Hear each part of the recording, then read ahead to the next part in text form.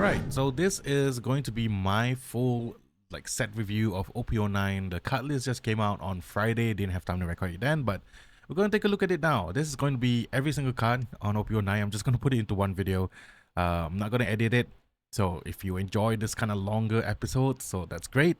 OP-09, I took a kind of preliminary look at the set itself. Very interesting set of archetypes, and what I've noticed is that a lot of the kind of new leaders, like for example, like Buggy, for example, and Lim, for example, yeah, these two in particular, they remind me of older archetypes, which we'll talk about once we get to them. We'll start with Red, as usual, starting with the big man himself, Shanks. Now, we've spoken about the leaders, so we're just going to go over it just slightly, and then we'll talk about all the other Red cards as well. So Shanks is going to be one of the surprisingly strong leaders in OP-09. I'm excited to see how the metagame shifts after RP Law is banned, after things start to kind of change a little bit once OP-09 releases. Shanks being able to activate his effect when opponent attacks to reduce something by 1000 power. It's going to make it a little bit trickier for your opponents to attack into him. Pairing with his super rare, it's going to be really, really good. Alright, starting with the first card, we got Uta. This is a Searcher Uta. Standard such as stuff is going to be played in Shanks. Look at the top 5 cards of your deck, reveal a Red Hide Pirates card, and then put the rest at the bottom. You guys know how searches work. This is going to be a staple, so let's move on. Killer Whale, Sachi and Penguin. 4 cost 5,000 with counter 1k. When attacking, up to one of your opponent loses minus 2k power during this turn. Wouldn't this be great in RP Law, guys? I mean, it would have been really, really good.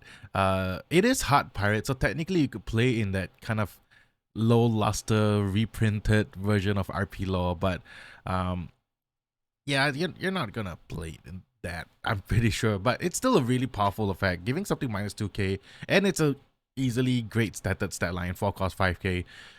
I would have loved to see the impact of this card in RP Law, but now we don't have to, so unfortunate for RP Law players, but this would have been really good in that, I think. All right, let's move on. We got Shanks. This is the big super rare, red super rare of the set. 10 cost 12k. We've already seen this Shanks. Let's talk about it a little bit more. All opponent characters receive minus 1k power. Now, at first glance, when I saw that, I thought it was a little bit lackluster. It does have Rush, so that it has something going for it other than that. But the more I see it, the more I think it's really powerful, because it doesn't affect only on your turn, it affects even on your opponent's turn. So let's say you're fighting against a deck that has a lot of 5k power characters on the field, everything gets minus 1000, so your opponent has to dedicate either more Dawn or have to kind of spread out the Dawns around so that, you know, you get to an acceptable point at attacking into your leader, your Shanks leader, and then coupled with Shanks' ability to give something minus 1000. It's a little bit tricky. So I think that's the kind of point about Shanks or the red Shanks deck itself. It's like you want it to be a little bit more tricky in terms of what goes through, what attack goes through, and what attacks you can counter, and what attacks you just minus the hell out of power. Really interesting take on red. I feel like we can move towards this for red. Like on your opponent's turn, minus the power instead of like minus power and KO. You know, lean more into the minus power and have it like interact on your opponent's attack. I think if that's more of the red synergy, I think red's gonna be in a good spot. Because right now, for a few sets now, red has been a little bit lackluster. So I hope Shanks brings it back. We got Silver's Rayleigh, 5 cost 6000 power with counter 1000. Has blocker, that's great. When played, if your opponent has 2 or more characters with original power of 5000 or more, draw 2 cards and discard 1 card from your hand. So as long as your opponent has a 3 cost 5k, which is very, very common. And I think in the upcoming metagame, there'll be a lot. There are searchers in that kind of power stat line, cost stat line. There are like more utility ramp in that stat line as well. And if it's on your opponent's field, most of the time you're going to be able to proc Silver's Rayleigh. If not, it's just a 5 cost 6k blocker. Still pretty decent, but being able to draw 2 and discard 1, that's what you want to play this for. But it has to be 2 or more characters, so that's the little bit of trickiness in terms of Silver's Rayleigh. So whether or not you're gonna value this card to be added into a Shanks deck, which I think you should. I mean, come on, man. But you gotta make sure that your opponent has the 2 or more characters before playing out Silver's Rayleigh.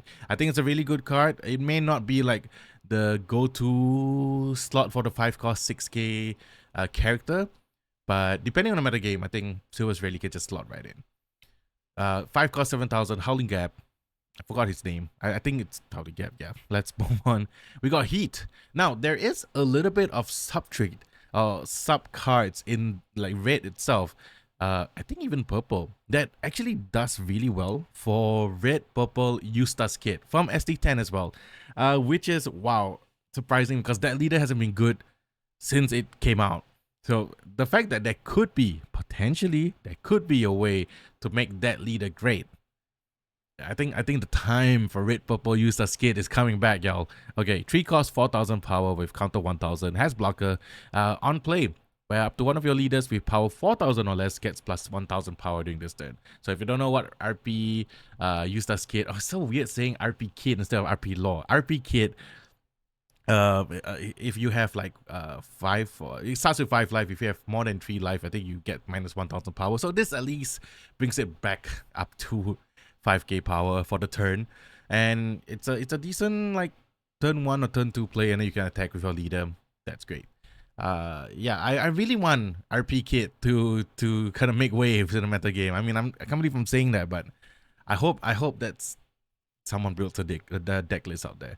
All right, Building Snake, 1 cost 2,000 power. Yeah, this is the functional reprint of Gordon and Race Max. So yeah, imagine if RP Law was still around, you could play 12 copies of this kind of effect.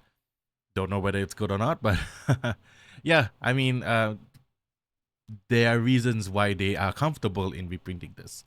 It is part of Red Hat Pirate, so it is searchable by Uta. So you know, maybe Shanks can kind of get in on that minus 3k kind of effect. Deck super rare. We got Ben Backman, 7 cost 7,000 power with counter 1,000. On play, place up to one of your opponent's characters with power 6,000 or less into the trash. So now there are like, this is a wording thing. This is not like KO something that's 6,000 power less. It's place the card right into the trash. So I think this bypasses can't be KO'd effects. Correct me if I'm wrong in the comment section below. This is something similar to like the Kaido super rare form, I believe OP-08, where it just says like place the card into the trash. You're not KOing it, you're not exiling it, or not returning it somewhere. You're just taking it and putting it into the trash. Which means that this is going to be a very powerful card because you can literally get rid of anything as long as you can reduce the power level of the threat you're going to get rid of. Building Snake is here. We got like 10 cost Shanks. We got a lot of cards in red. And being at 7 means you have like, if you're playing on like the 10 Dawn turn, you have 3 Dawns to play with. Play down Bad Backman, you're good to go. Yeah, pretty excited to see the effect of Ben Backman in red overall, because this is sort of like the best removal rate has currently, I think. Yeah, great card. All right, we got Bonk Punch. Yeah, this pairs with the monkey monster, I think. Yeah, 4 cost 5,000 power, cut to 1,000. When on play, if then you can play out the monster from your hand, the monkey, and then Dawn 1 when you attack this card against plus 2k power. We haven't seen these kind of effects in a long while, so meaning it's going to be an 8k attacker, which is very powerful for a 4 cost card. Yeah, worth playing on its own. Like I think it's really good. And could you play this with Vivi, give it rush, and then just like, you know, go ham with 8 costs? I don't know, maybe there's something there. Yeah, we haven't seen this kind of effects in a while, so yeah, that's pretty good. It's not like Zoro though, from like the SD. Wish we could have something like Zoro again. All right, then we got Hongo. This is a 2k counter. You can put this activate main, you can put this character to rest up to 1. If your leader is Shanks or Red Hair Pirates, up to one of your opponent's characters gets minus 2,000 power during this turn. This is a utility card, really powerful stuff. You can play it as a 2k counter. You can play it on the field, rest it, give something minus 2k. So, something like an Otama. It's activate main, so it's repeated, so that's great. It's not a one-time use, and if you can keep it around the field for longer than 1 turn, you can use it again the next turn. Powerful card. Yeah, there we go. We got the monkey. The monster, 3 cost 4,000 power, with counter 1,000. If your character Bonk Punch would be KO'd, you may send this character to the trash instead. So yeah, that's pretty good if you're playing that. Usually, like, yeah, you know how I feel about characters that depend on one another. The Bonk Punch is fine on its own. This is just a gravy extra thing, but if you want to dedicate slots to it, you can. If you want to make a pure Red Hit Pirates card, sure. We got Yasop. Yasop's really pretty good. 5 cost 6k with counter 1,000. On play, up to one of your leaders gain plus 1000 power until the end of your opponent's next turn. It's a mini Whitebeard. It's a mini, what's that? It's a useless skin, but not repeatable. Your Shanks is 6k until your opponent's next turn, and then you can give something minus 1k. It's kind of tricky. Yasop would be my preferred 5 cost kind of character in the deck. Don 1, when attacking, up to one of your opponent's characters loses 1000 power during this turn. Also very powerful. You can attack into that character. You can just give it minus 1000 power, whatever. But great for dealing with the board. That's what I like about it. Yasop, pretty cool. Next, we got Lime Juice, 3 cost 3k, counter 2k as well. On play, up to one of your opponent's characters with power 4000 or less cannot activate blocker during this turn. Also a very powerful card because it's a utility card. 2k counter with an effect that you can use to go for game. You can reduce a blocker. Let's say like your opponent has a 5 cost 6k Sabo. You have the raise mech effect. You bottom deck it. Give Sabo minus 3k. It's a 3k now. You play this. Then you make sure Sabo can't block, and then you just go ham with all your stuff. Makes it hard for your opponent to block. You can go for game even easier this way. Lime Juice, definitely add this into the deck. Staple. We got Lucky Roo. Let's go. 4 cost 5000 power with counter 1000. A blocker. When KO'd, if your opponent has the trait of Red Hat Pirates, KO to one of your opponent's characters with an original power of 6000 or less. Pretty decent card. It's an on KO. It has blocker, so that's great. But it's on when KO'd. Yeah, your opponent has to. Your opponent can play around it, but if you don't, then you get to KO something for free. Provided it's 6000 power or less. Pretty decent. We got Rockstar. Yeah, you can recognize this artwork, this kind of style of artwork, because it happens a lot in this set. I think Blackbeard has a card that looks like this as well. It's a vanilla though, so let's just move on. We got Wire. 4 cost 4000 power with counter 2000. Now this is another example of like something that boosts up the RP kit archetype.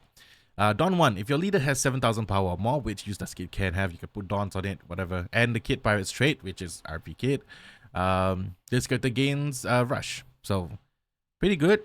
I mean, it's a 4 cost 5k. You can use it as like a finisher, but this is a 2k. So, it's a 2k utility. So, very powerful. Alright, moving on to the red events. We have Beat It. Yeah, okay. Michael Jackson. 3 cost main KO to 2 of your opponent characters so that their total power is 4000 power or less. Yeah, this is combining it with all like the race max kind of effect, the Gordon kind of effect, that could be really good. 3 cost is a very high ask for removal. I think there are better options out there, like a Fire Fist or something like that. If the metagame calls for it, this would be good, but for now I don't think it's that great of an event card. Then I won't forgive anyone who hurts my friends. Alright, Shanks. Alright, 2 costs. If your leader has the trait Red Hat Pirates, up to one of your opponent's characters will have minus 3000 power during this turn. After that, if your opponent has a power character with power 5000 or more, draw a card. So this is kind of decent. You can give something minus 3k, and then you have the ability to draw a card if another 5k power character exists on the field, on your opponent's side of the field. Yeah, this is decent. Whether or not it's going to be included in the deck, I'm not sure. Do you need that utility of minus 3k power when you already have like a 1 cost card that does that?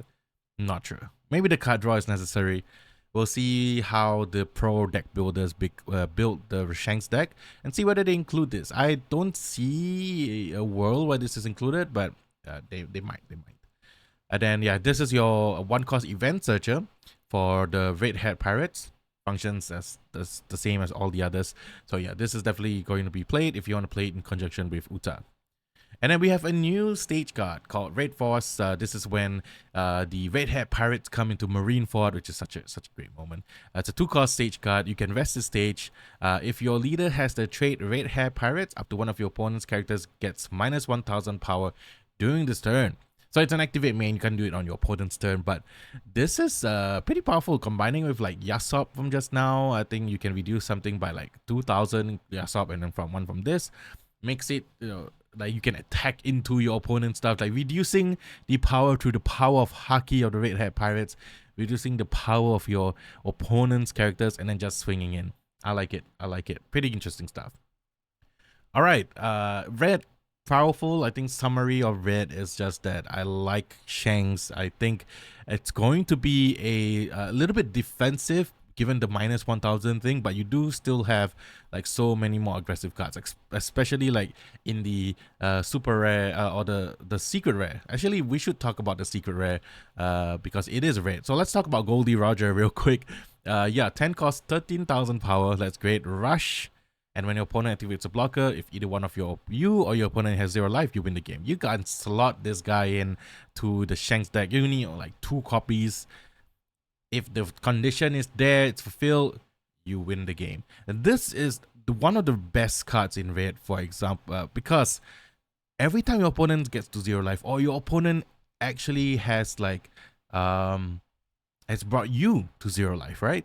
They have to be kind of fully aware that Goldie Roger exists, and they can't let their guard down. Like at any time they can lose the game because of Goldie Roger. This is like a kind of the existence of this card itself can lead to like mind game shenanigans, and I love it. Yeah, your opponent has to always be mindful that Goldie Roger exists, because 10 costs, like your opponent drops it down, and if you don't have enough, like you can hide behind blockers and you got 0 life, you can't block this guy. You have to make sure that you have enough counters to counter this attack if you had 0 life. So that's another way to look at it. Very, very powerful card. Red looks pretty good this set. It's eating good. There will be cooks that will be cooking in the red kitchen.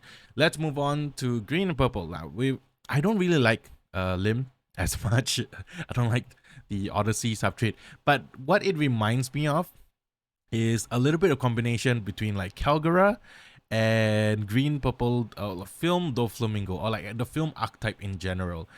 You have the Calgara type effect from the Lim's ability of like resting 3 dawns, ramping by 1 dawn, and then you play out Odyssey character with cost 5 or less, and then you have some Odyssey characters that come out and then brings out other Odyssey type characters.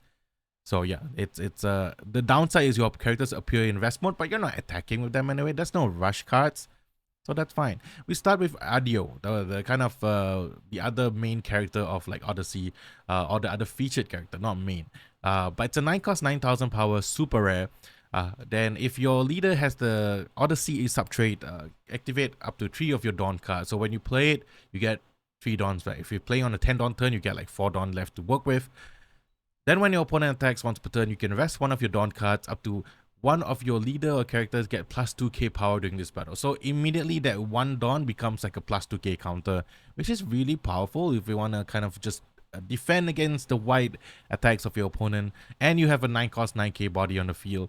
That's really good. You can't play it off Lim because it's 5 or less, but it is a really powerful like finisher card. This is like your boss monster for a Lim Odyssey deck. That's pretty cool. Next we got Usopp, 4 cost 5k with counter 1k. Even on play, if you have 2 or more rested characters, draw 2 cards and discard 2 cards from your hand.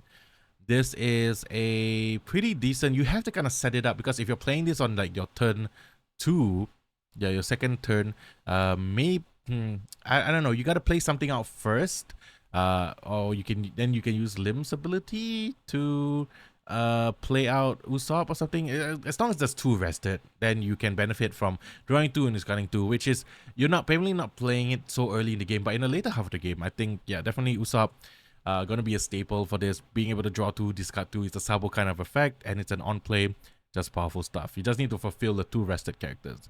We have Crocodile, Odyssey Crocodile, 4 cost 5,000 power with counter 1,000. If your leader has the Odyssey trait, this character cannot be KO'd in battle with the leader. Just specifically, leader makes it a little bit worse, but you know, could come in handy. But yeah, it's a decent card, not really that game breaking. We got Sakazuki, 6 cost 7,000 power. On play, if you have 2 or more rested characters, KO up to 1 of your opponent's characters with a cost of 5 or less. It's a removal. You can use it with Lim's ability to play out something first, but that would require you to have 9 Dawn. Or you could just play like or something has attacked. You know, Lim already brought out something. You can something has attacked your opponent, and then you can play out Sakazuki, comes in rested. I think the ability will proc after that, KO something that's 5 or less. Yeah, pretty decent. We got another Sabo, 5 cost 6,000 power with counter 1,000. When attacking once per turn, if you have 3 or more resting characters, draw 1 card. Similar to like something like Rizal, except you need 3 rested characters, which some of the time, most of the time, you're gonna proc this. So I think this is going to be like the de facto 5 cost slot card that goes into Lim. Powerful stuff. Not a lot of purple cards that are Odyssey based. So I wonder I think maybe in the future we'll have like purple Odyssey cards, but yeah, we'll take a look at the rest of the green cards first. Alright, Sanji, 5 cost, 6,000 power, you counter 1,000. When KO'd, you can add one card from the top or bottom of your life to your hand. Rest up to one character with the characteristics of Odyssey or Straw Hat Crew. There's a there's a cost of 4 or less from your trash. Do you bring it back? Wait, I'm confused. Okay, when Sanji is KO'd, you add either top or bottom of your life to your hand. And then I'm guessing you bring up something that has cost 4 or less from the trash, which will make like Sanji really good because you can bring something back. Is that what it is? If it is, then it's good. If it's just resting, because it doesn't make sense because you can't rest cards in trash, right? So I'm assuming you're bringing it back. Yeah, then it'll be kind of good because you can bring back stuff like there'll be other cards like there's a Searcher, a Limb that's 3 cost, so that's something that you can potentially bring back with Sanji. Alright, next up we got my boy Tony Chopper, 3 cost 4,000 power with counter 1,000. At the end of your turn, activate one of your characters with the Odyssey trait that's 4 or less. So you can restand something that's 4 or less. Not that great. I'm not saying I guess you can restand Crocodile or even Usopp. Yeah, we gotta see more Odyssey cards before I can kind of make a decision about whether Limb is pretty good or not.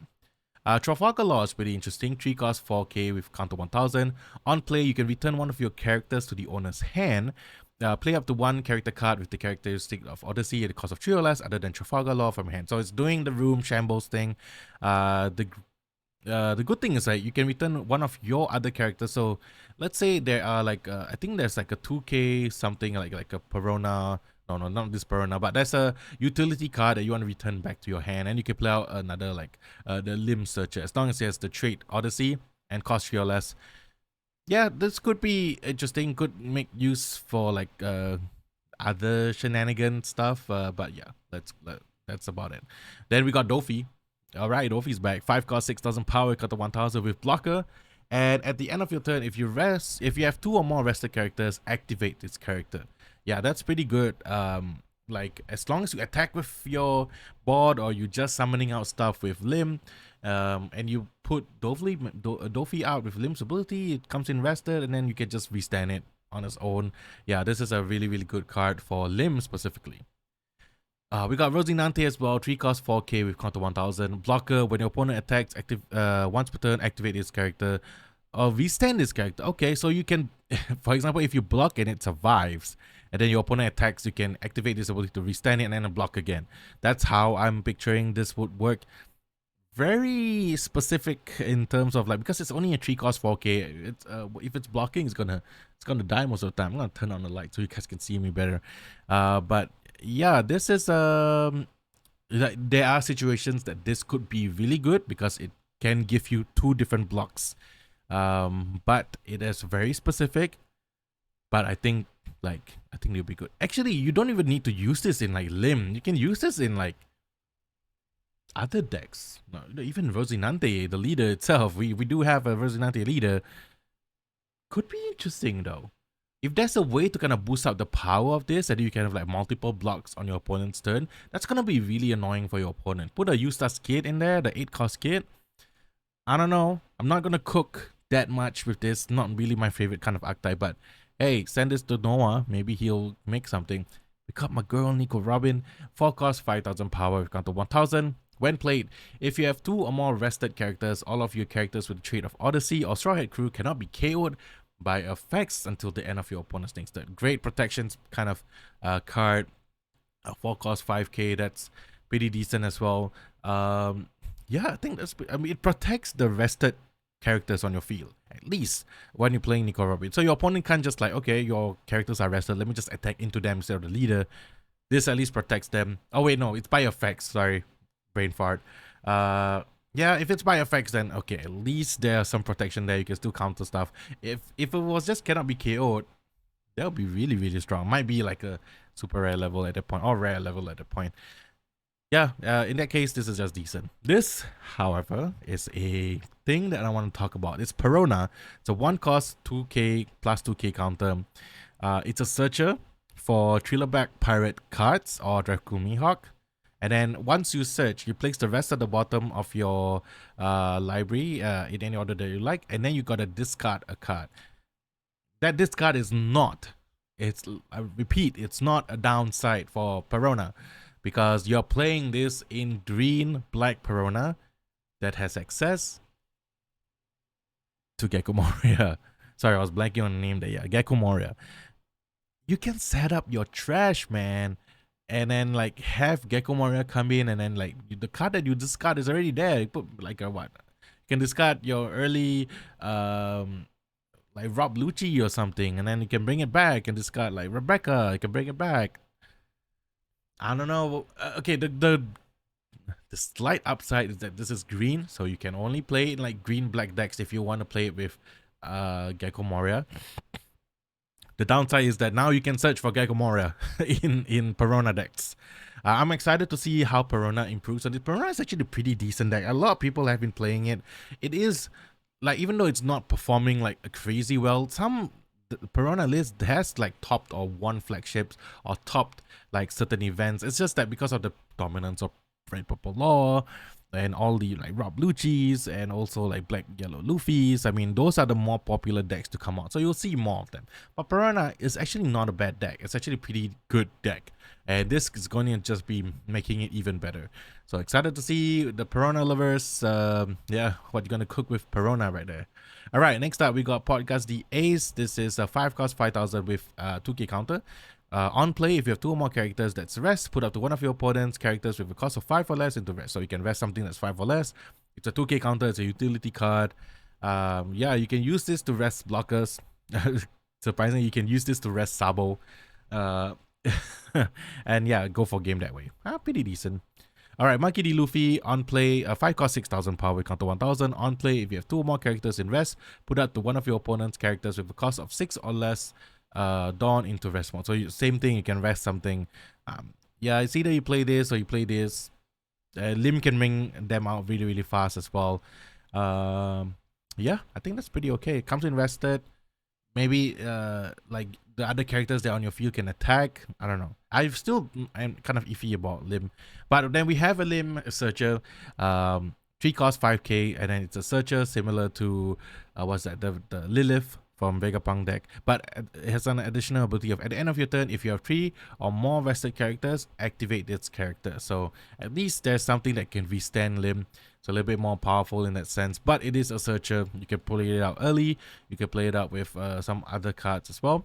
So that's really good. We got an Odyssey Vanilla Rob Lucci with really great artwork. That's pretty cool. The Green Lightning just does it for him. All right, now we got all the event cards from Odyssey. So the cool thing about Odyssey, they have these like combination attacks. So we got Gomu Gomu no 4 Trees Jet Cross Shock Bazooka, which I believe is a combination attack from like, okay, Chopper Luffy. Is it just Chopper Luffy, or maybe I thought maybe with what's that, Usopp as well. So it's a 1 cost counter if your leader or character has the characteristics of Odyssey. My words there, and you have 2 or more rested characters, up to one of your leader characters gets +1 2k. Yeah, trigger ability, K or opponents rested characters with cost of 4 or less. Yeah, that's not good. I won't use this. Don't use it. Next we got Lightning Spear, Flip, Whirly, Desire, Phoenix Shot. This is Sanji, I believe maybe even Frankie and Nami.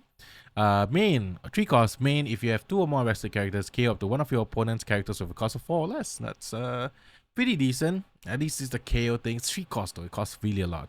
And then trigger, put up to one of your opponent's characters with a cost of 4 or less into rest.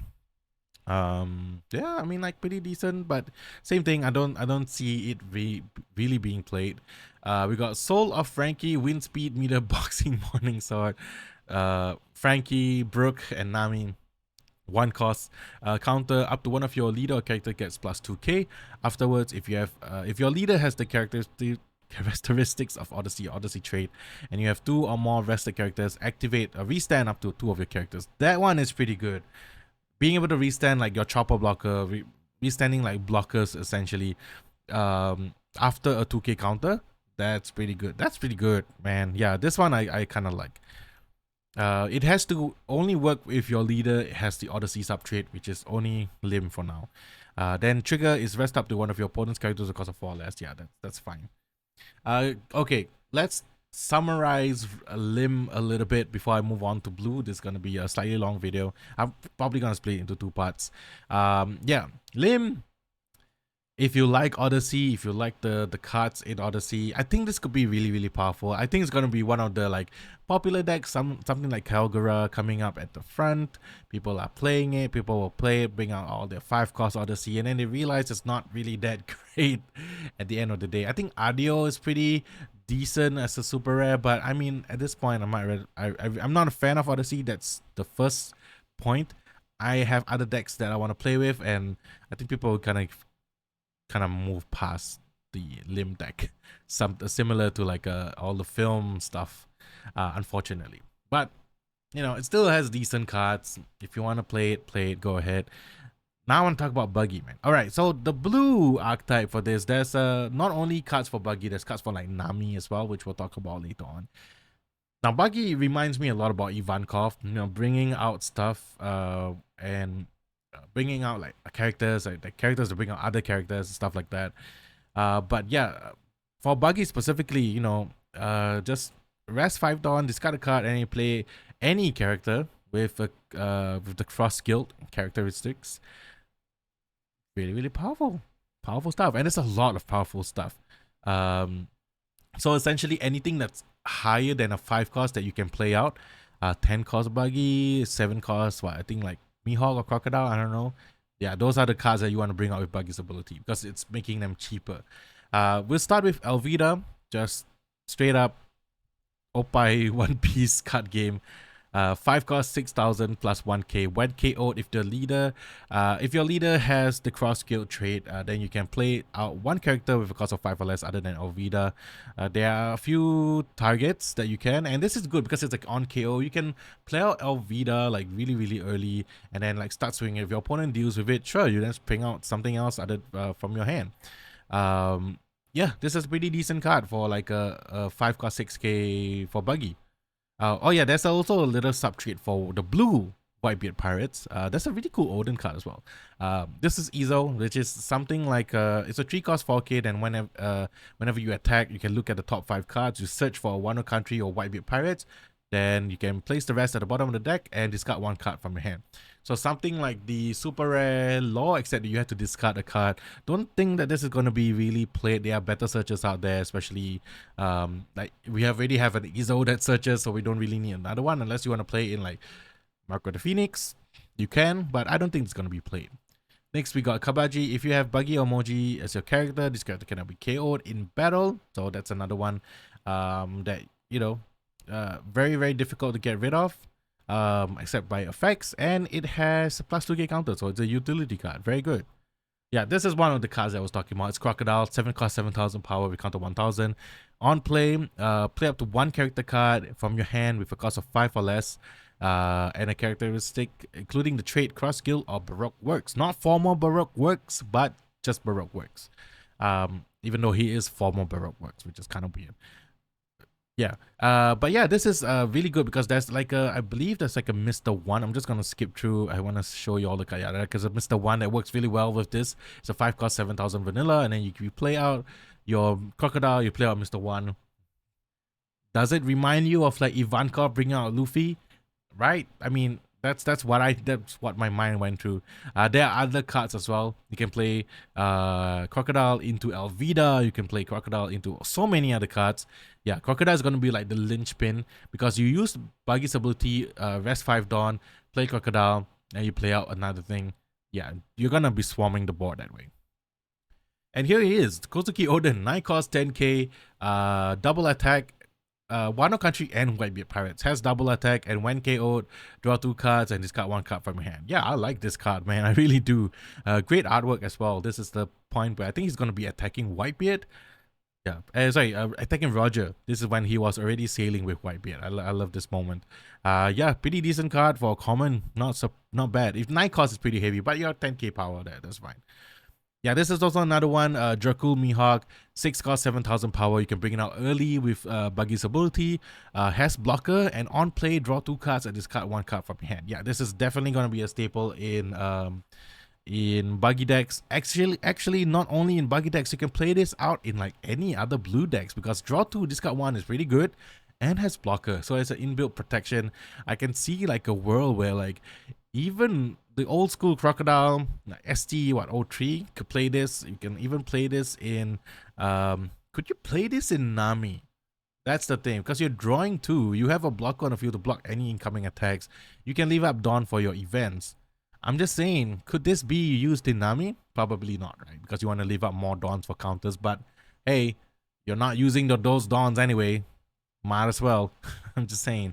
There are better Nami cards out there. This probably won't be good in Nami, but maybe something like Bo or Hancock as well. You can play this. But yeah, I think it shines the brightest in Buggy, surprisingly. We got a cute Diamond Jozu, 4 cost, 6,000 power vanilla. That's pretty cool.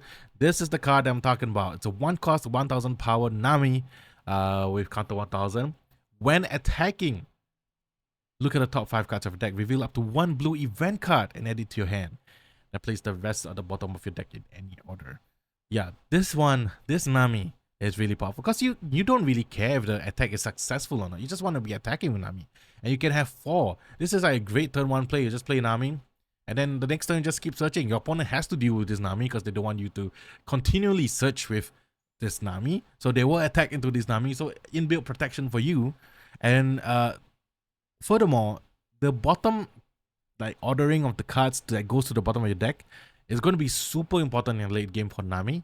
So Nami players, you got to be aware of the fact that you have to kind of really plan what you ship back. It cannot be, most of the times people don't they don't just rearrange and then put bottom. They actually care about the sequencing. But for Nami, you got to care in particular, because you're going to be seeing those cards once you are at a certain point. So if you know how to come backwards from the bottom of the deck, then it's very, very important. But this Nami is going to be problematic moving forward. I don't like it, but I understand the need for it.